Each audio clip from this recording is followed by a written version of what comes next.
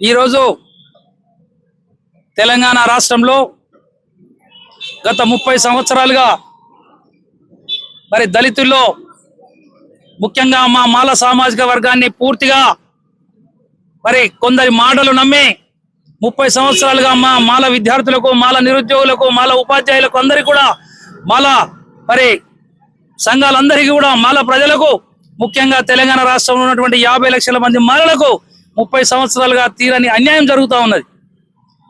మరి మా వాళ్ళందరూ కూడా, మా మాల సోదరులందరూ కూడా ఎంతో సంయమనంతోనే సరే మాకెందుకులే, ఎవరో ఏదో చేస్తుంటే అది నిజమవుతుందా అబద్ధమవుతుందా అని చెప్పి కొంత సంయమనం పాటించినటువంటి మాట మరి అవతోళ్ళు కొంత దాన్ని ఉపయోగించుకుంటా ఉన్నారు. మరి మేమందరం విజ్ఞప్తి చేస్తా ఉన్నాం. మొన్నదైతే సుప్రీంకోర్టులో మరి ఏదైతే ఎస్సీలను మరి రాష్ట్రాలకి అధికారాలు ఇచ్చే విధంగా ఏదైతే తీర్పు వచ్చిందో మేమందరం కూడా మరి పూర్తిగా వ్యతిరేకిస్తున్నాం. ఇది పార్లమెంట్లో చట్టం కావాలి, ఇది ఎస్సీ కమిషన్ యాక్సెప్ట్ చేయాలి.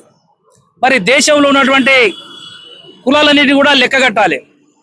మరి ఈ దేశంలో ఎక్కడ కూడా లేదు ఇది పంచాయతీ కూడా, కేవలం తెలంగాణ రాష్ట్రంలో ఉంది.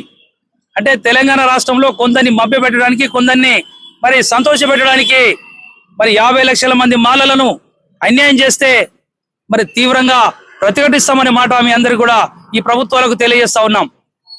ఎవరైతే పాలకులు ఉన్నారో 30 సంవత్సరాలుగా మా దళిత బిడ్డలకు, ముందుగా మా మాల బిడ్డలకు దళిత బంధు రాకుండా చేసినారు. మా దళిత నిరుద్యోగులకు ఉద్యోగాలు రాకుండా చేసినారు. మా దళిత ఉద్యోగులకు పూర్తిగా ప్రమోషన్లో కానీ వాళ్ళని పూర్తిగా అన్యాయం చేసినారు. మరి మొన్న ఏదైతే తీర్పు వచ్చిందో ఆగస్టు రోజు 1 నాడు, ఆ తీర్పు వల్ల మరి రాష్ట్రంలో కానీ దేశంలో కానీ పూర్తిగా వ్యతిరేక పవనాలు వీస్తా ఉన్నాయి. అన్ని దళిత సంఘాలు, ముఖ్యంగా మా మాయావతి గారు, మా నాయకురాలు మాయావతి గారు కూడా పూర్తిగా దీన్ని వ్యతిరేకిస్తా ఉన్నారు. మాయావతి గారే కాదు, రామ్ విలాస్ పాస్వాన్ గారి తమ్ముడు, అదేవిధంగా అనేక దళిత నాయకులందరూ కూడా వ్యతిరేకిస్తా ఉన్నారు. మరి ఇవన్నీ కూడా ప్రభుత్వాలు దృష్టిలో పెట్టుకోవాలి, ఇవన్నీ కూడా ప్రభుత్వాలు కూడా ఆలోచించాలి. మరి ఈ రాష్ట్రంలో, తెలంగాణ రాష్ట్రంలో అసలు ఎస్సీలలో ఎంతమంది ఎవరెవరు ఉన్నారో కులగణన చేయాలి. మరి మాలలు ఎంతమంది ఉన్నారు, మాదిగలు ఎంతమంది ఉన్నారు, రెల్లీలు ఎంతమంది ఉన్నారు, బ్యాగరోళ్ళు ఎంతమంది ఉన్నారు, బయలులు ఎంతమంది ఉన్నారు, మరి బుడగజంగాలు ఎంతమంది ఉన్నారో లెక్కలు తీయాలి. ఏదో కాకమ్మ కథలు చెప్పి 1970-80 సంవత్సరాల లెక్కలు చూపించి ఇలా 2024 సంవత్సరంలో దాన్ని పరిగణలోకి తీసుకొని చేస్తే చెల్లుతుందా అని చెప్పి నేను ప్రజలను అడుగుతా ఉన్నాను, నాయకులను అడుగుతా ఉన్నాను.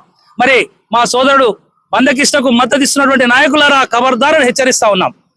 ఇలా పార్టీలు ముఖ్యం కాదు, ఇలా పార్టీలు ముఖ్యం కాదు. మాకు మా మాలల ఆత్మ గౌరవం, మా 50 లక్షల మంది మాలల ఆత్మ గౌరవం ముఖ్యం. దానికోసం మేము అందరం కూడా వీళ్ళందరం కూడా ఇలా సరునార్ మండల ఆఫీస్ దగ్గర, సరునార్ ఎంఆర్ఓ ఆఫీస్ ముందు మరి నిరసన ధర్నా చేస్తా ఉన్నాం. మరి ఈ రోజు ఢిల్లీలో పెద్ద ఎత్తున కొన్ని లక్షల మందితోనే మరి ఇలా వర్గీకరణకు వ్యతిరేకంగా మరి ఉద్యమకారులందరూ కూడా ఉద్యమాలు చేస్తారు, బహిరంగ సభలు పెడుతారు. దానికి మద్దతుగా వర్గీకరణకు, ఎస్సీ వర్గీకరణకు వ్యతిరేకంగా ఇలా రాష్ట్ర వ్యాప్తంగా ఎస్సీ వర్గీకరణ వ్యతిరేక పోరాట సమితి ఏదైతే ఉందో మా సంఘం, దాని ద్వారా ఇలా అందరం కూడా ప్రతి మండల కేంద్రంలో, ప్రతి జిల్లా కేంద్రంలో కూడా ధారణాలు, నిరసనలు చేస్తా ఉన్నాం.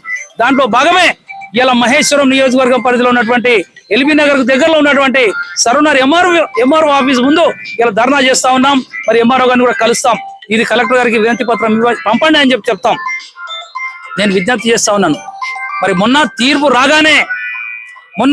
రాగానే దాదాపు 500 పేజీలకు పైన ఉన్నటువంటి ఈ తీర్పును మా ముఖ్యమంత్రి గారు కనీసం చదవలేదండి.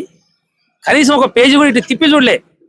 మొన్న మేమందరం కూడా శాసనసభ ఎన్నికల్లో మరి మనువాద పార్టీలకు వ్యతిరేకంగా మేమందరం కూడా కాంగ్రెస్ పార్టీకి పనిచేసినాం. మాది కాంగ్రెస్ పార్టీ కాదు, కానీ మొన్న మనువాదులకు వ్యతిరేకంగా కాంగ్రెస్ పార్టీకి పనిచేయాలనే ఆలోచనతో 50 లక్షల మంది మాలలు మరి నిద్రాహారాలు మాని రేవంత్ రెడ్డి గారిని ముఖ్యమంత్రి చేయడానికి మేమందరం కూడా పనిచేసినాం. నిజంగా ముఖ్యమంత్రి గారు, మీరు కొద్దిగా పంచాయతీ తెంపేటప్పుడు అసలు అక్కడే ఉందో ఇక్కడ ఉందో మీరు కూడా ఆలోచించండి అని మేము చేతులెత్తి విజ్ఞప్తి చేస్తా ఉన్నాం. మాకు ఎక్కడ కూడా పార్టీలతో సంబంధం లేదు. ఎలా మరి కులగణన చేయండి, ఎస్సీలలో ఎవరెవరు ఎంత శాతం ఉన్నారో వెంటనే కులగణన చేయమని చెప్పి ఇలా విజ్ఞప్తి చేస్తా ఉన్నాం. మరి మొన్ననే మా మాల ప్రజాప్రతినిధులు వివేక్ గారు, నాగరాజు గారు, అచ్చంపేట వంశీ గారు, మరి గడ్డం వంశీ ఎంపీ గారు, మైడిపల్లి సత్యం గారు, అదేవిధంగా అనేక మంది కూడా ఇలా ప్రజాప్రతినిధులందరూ కూడా ముఖ్యమంత్రి గారిని కలిసినారు. ముఖ్యమంత్రి గారికి చెప్పినారు అయ్యా ఇది మంచి పద్ధతి కాదు, మీరు తీర్పును కొంచెం చదవండి అని చెప్పినప్పుడు నిజంగా ముఖ్యమంత్రి రేవంత్ రెడ్డి గారు కూడా కొంచెం రియలైజ్ అయినారు. అరే నాకు తెలియదబ్బా ఇదంతా, అయినా కానీ నేను ఒక ఆలోచించే నిర్ణయం తీసుకుంటానని చెప్పినాడు. ఏ నిర్ణయం తీసుకున్నా మరి మాలలకు అన్యాయం జరిగితే తెలంగాణ రాష్ట్రం అంతా కూడా అగ్ని గుండంగా మారుతుందని చెప్పి పాలకులను హెచ్చరిస్తా ఉన్నాం. ఇలా మాలలు ఊరికే ఉన్నారంటే మీరందరూ కూడా మరి సముద్రం అలలు వచ్చే ముందు ఏదైతే సైలెన్స్ గా ఉంటుందో మరి గట్లనే మాలలు ఉన్నారు, కానీ చెదగాక కాదని చెప్పి నేను పాలకులను హెచ్చరిస్తా ఉన్నాను. ఇలా తెలంగాణ వ్యాప్తంగా ఉన్నటువంటి మాలలందరూ కూడా ఒకనాడు కన్నెర చేస్తే ఈ ప్రభుత్వాలకు తగిన బుద్ధి చెప్పాల్సిన అవసరం వస్తుందనే బాధతో చెప్తా ఉన్నాం. దయచేసి మీరందరూ కూడా ఇలా తెలంగాణ రాష్ట్రంలో జరుగుతున్న రాజకీయ డ్రామాకు చెరదీయండి. ఒక నిజంగా కూడా తెలంగాణలో జరుగుతున్నటువంటి రాజకీయ డ్రామాకు తెరదీయండి. ఏదండి అదిగో తోక అంటే అదిగో పులి, ఏంది ఇది, ఏం జరుగుతా ఉన్నది ఇక్కడ? అసలు ఎస్సీలలో ఎవరెవరు ఎంత శాతం ఉన్నారో తెలుసుకుందా ఈ ప్రభుత్వం అని అడుగుతా ఉన్నాం.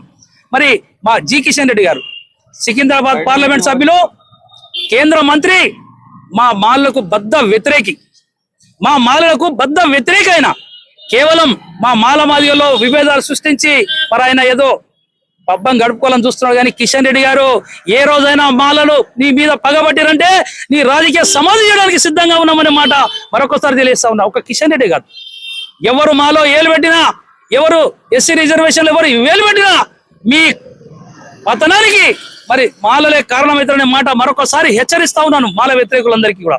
కాబట్టి సోదరులారా, ఇలా మాల సోదరులారా, మీ అందరికి కూడా ఎస్సీ వర్గీకరణ వ్యతిరేక పోరాట సమితి అనే బ్యానర్ మీద అన్ని మాల సంఘాలు కూడా పనిచేస్తా ఉన్నాయి. ఉద్యోగులారా మీరు కూడా బయటికి రండి, మాల నిరుద్యోగులారా మీ ఉద్యోగాల కోసం పోరాడుతున్నాం, మీరంతా బయటికి రండి తప్పకుండా. మరి మీ వెనక ఎస్సీ వర్గీకరణ